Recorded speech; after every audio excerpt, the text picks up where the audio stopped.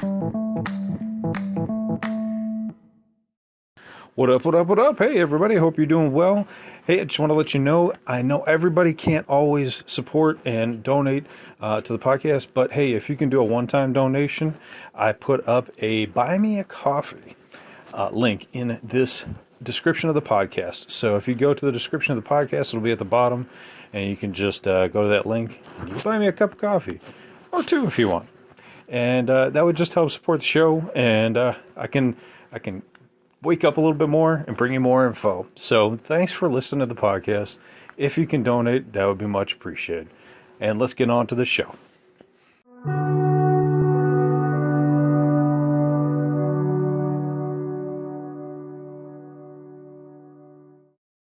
What up, what up, what up? Welcome back to Lockdown Universe, home of the bizarre, peculiar, and unheard of stories of UFO legend and paranormal lore. Welcome back, welcome back.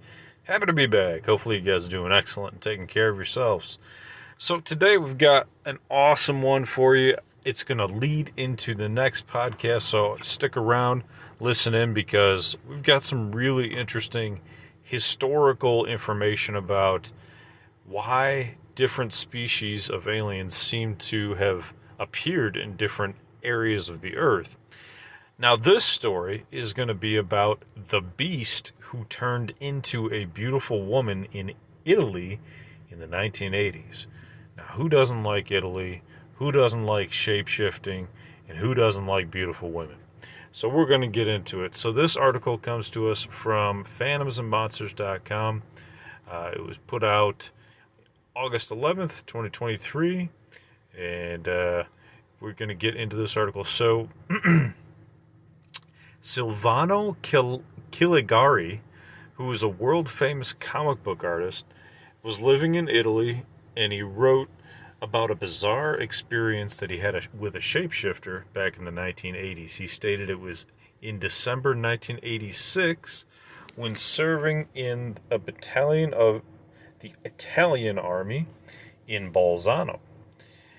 As I usually did in my off-duty time, I was strolling through the city, which at the moment was beautiful to visit and to see. It was nighttime and Christmas time, and the buildings themselves were festooned and decorated.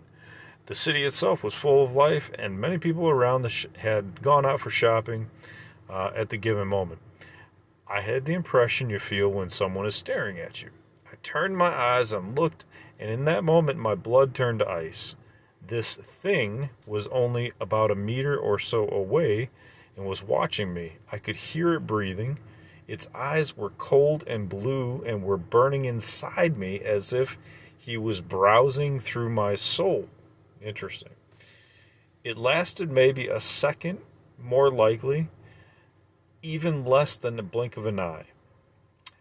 And it turned into a rather attractive 40-something-year-old woman wearing a fur coat. The scariest thing was that she was smiling at me with ice-cold blue eyes. As I got away as fast as I could, I didn't turn back. This was possibly the scariest thing that's ever happened to me, and the eyes of that thing were the same color blue as the eyes of the woman, very light blue. The place was full of people, yet no one showed any signs of noticing anything but me. I never mentioned this incident to anyone for years. I just buried it. The first person I mentioned it to was my fiance. This is not a joke, I state. I don't do any drugs. When I turned around, the beast, that's his quote, was sitting on a park bench. I'm 6'3". Now, a 6'3" person is pretty tall. And this thing looked bigger than me, but the woman appeared to be of normal height, 5 foot something. She had shoulder-length dark blonde hair, the same color as the beast. Interesting. I'm no wimp, I can tell you that much, but I almost crapped myself. I could see the muscles of the creature underneath the blonde hair. It was slowly gathering itself up beneath itself like it was preparing to jump down my throat. Solid muscles, veins, tendons, I could see it all. I knew it was real, believe it or not. I'm still too scared to think about it after all these years, and the scariest part was the woman wanted me to get closer. As I said, I buried this memory for years, and it only surfaced with my fiance, who also had some weird paranormal experiences. She asked me if I could believe that she sees such things. I thought it was a demon not hunting for flesh, but rather for souls, if that word makes any sense to you. I'm not religious, but I know that this thing was evil. I felt that much. I felt the beast was the scariest thing I ever saw, but the woman was somehow scarier with her bedroom eyes and that come hither smile, like a scene straight out of the Twilight Zone. Or something, something. And then what creeped me out the most was that she evidently was showing herself only to me on a busy downtown street and no one else. Thanks for letting me get this off my chest. It's been bothering me for 40 some years. Hope it helps someone. Silvano. So this story obviously is particularly interesting. We have a man in Italy who saw a beast-like entity turn into a beautiful woman. This isn't the first time we've heard of shapeshifters. This isn't the first time we've heard of these types of entities and beautiful women trying to communicate with people telepathically. Ingo Swann stated that he met a beautiful woman in a red dress in a grocery store and that she was a shapeshifter and she was communicating with him telepathically. We also know that these shapeshifters can appear anywhere. They can be beautiful women. They can be beautiful men. They can be ugly people, whatever you want. They could be somebody that might appear dirty or even homeless. Something. It doesn't matter what type of person it is. Although it does appear as though these shapeshifters show up as good-looking people, whatever they may be. In this particular case, this beast was bigger than him, and this guy was 6'3". I know people that are 6'3", 6'4", 6'6". Those people are humongous, okay? It doesn't matter if, I'm pushing 6 foot. And these people, when you add a few extra inches to people, just 3 inches, 4, 5, 6 inches, it makes a humongous difference. Not only is their shoulders much tall, almost as tall as your head now, but their entire body is longer. Their limbs are longer. Arms are longer, legs are longer, their torso is longer. So it's not just like, just one piece of them is that much taller. It's every piece of them is longer. Why did it have crystal blue eyes? And when it changed, it didn't change the color of their eyes. I think that's interesting. So it was clearly the same entity. And why was it revealing itself to him?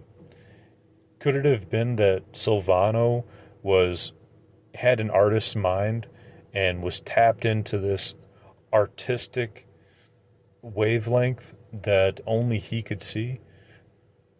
Maybe.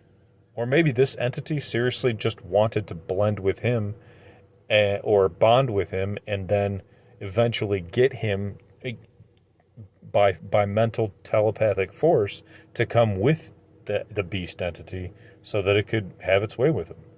But apparently Silvano was too strong for that. We don't really know its intentions, but we do know what Silvano stated and felt. What seems to be interesting is we have a lot of these cases where these entities pop up and they look like they're human, and then someone, not everyone, sees this entity for what it really is. It might only be one person. That's the challenge with these shapeshifters, is that a child looks at these beasts, these shapeshifters, with a child's like eye. So they have kind of this easy connectivity to the spirit world just coming from it and being incarnated into this world. But us old folks, we're pretty much steadfast in our way of being here on Earth. We're used to it. We're not looking for spirits or these strange entities. So I've I actually did a podcast about a child who moved in with a family into a house in Massachusetts and saw an old man in this room, and told his parents about it, and the parents were like, there's nobody here. Everybody moved out. And then this kid later stated that now the old man's really upset, and now he's turning into a demon, and it looked like a reptilian would, or like a devil would, with horns and, reptilian skin.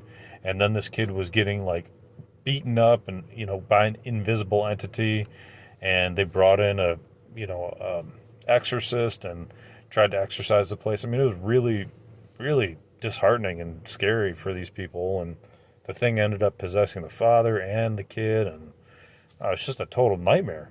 So anyway, these things happen, and they try to take control over you. They can't take full control for forever, but they can take control for a time being.